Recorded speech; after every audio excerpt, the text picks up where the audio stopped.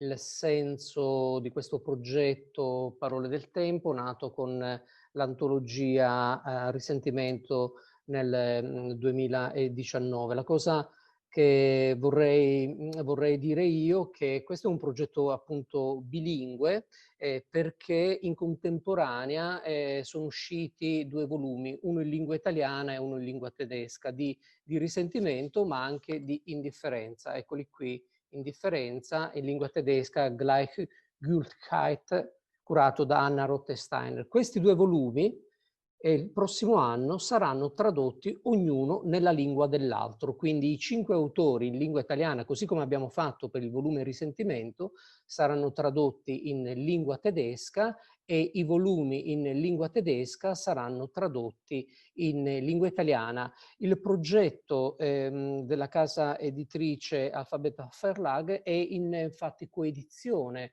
con l'Imbus Verlag di Innsbruck, che ha il compito di distribuire, diffondere i libri nel territorio di lingua tedesca, il che vuol dire non solo Austria, da dove arrivano gli autori di questi primi 2 volumi, ma anche in Germania e in Svizzera. Quindi un progetto bilingue, che mette a confronto 2 lingue, 2 culture e direi 2 diverse forme di immaginario, ma anche un progetto di traduzione.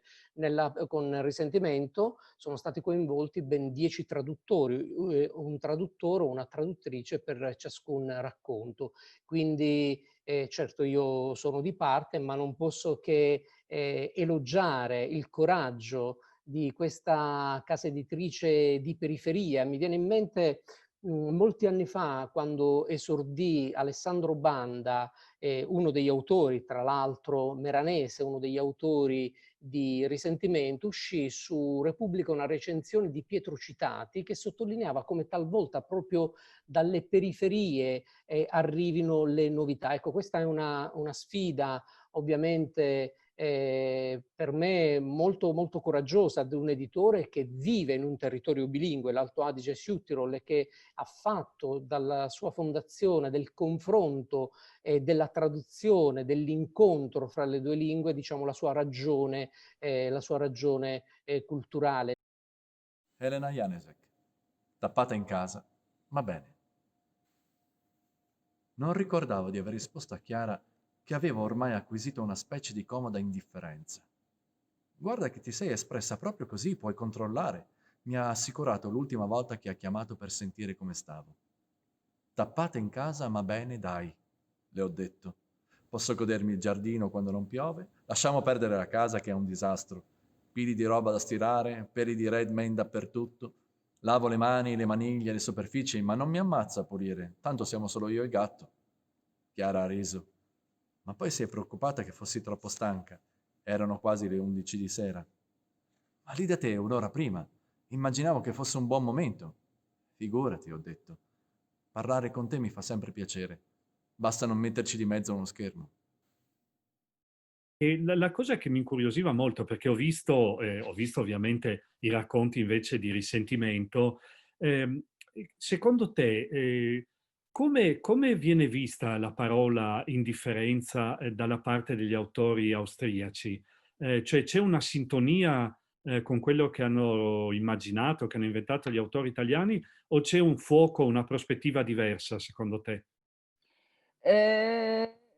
Dunque, intanto diciamo che in questo libro, forse quello precedente dove il tedesco non l'ho visto, in questo libro gli autori e le autrici sono, credo, dell'arco più o meno alpino, Sì. non tutti austriaci, cioè c'è Mariza Bodrocic che adesso vive credo a Berlino, che come suggerisce il cognome è nata a Zagabria, Certo. c'è Monique Schwitters che è svizzera, Clemens Zetz e Daniel Visser sono austriaci, e Tanja Hein è sudtirolese. Sì. Ehm, è interessante che hanno, cioè, c'è un racconto distopico, c'è una sorta mm,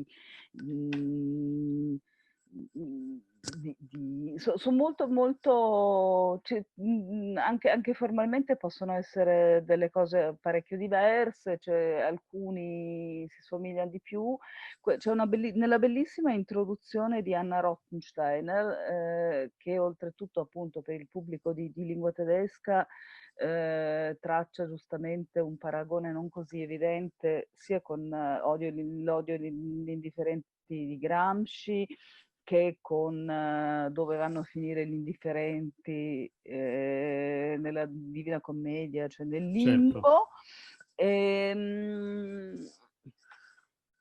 Dice questa cosa molto giusta, cioè che il paradosso di aver dato queste parole, porta gli scrittori a fare quello che in teoria gli scrittori dovrebbero sempre fare, di fare l'opposto, no? Cioè quando tu racconti delle persone risentite, devi usare l'empatia. certo, Quando cerchi di esplorare l'indifferenza, non puoi essere indifferente, no? E questo secondo me è molto bello proprio di questo, cioè, a parte che in un certo senso è quello che gli scrittori e le scrittrici dovrebbero anche fare comunque, no? Cioè,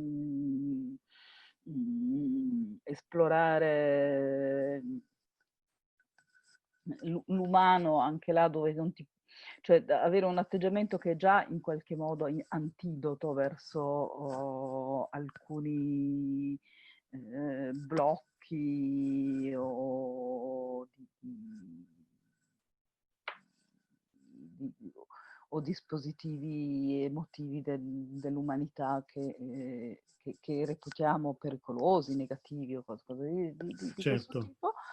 Ehm, sì, ecco, sono racconti, beh,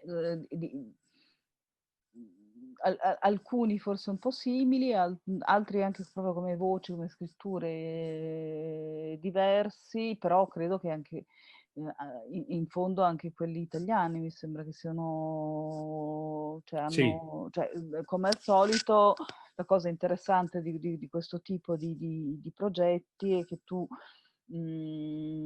cioè l'editore dà questo tema e poi si vede in quanti certo, modi stilistici possa essere declinato, anche nel volume tedesco appunto ci sono delle voci più in prima persona che sembrano autobiografiche, ci sono dei racconti più tradizionali, alcuni più dialogati, altri meno, insomma, c'è anche lì una bella certo. varietà. Ma se vivi in un posto dove il primo ministro ha fatto lo sborone sino al giorno prima di boccheggiare sotto ossigeno, come fai a sentirti al sicuro e per giunta a rassicurare gli altri?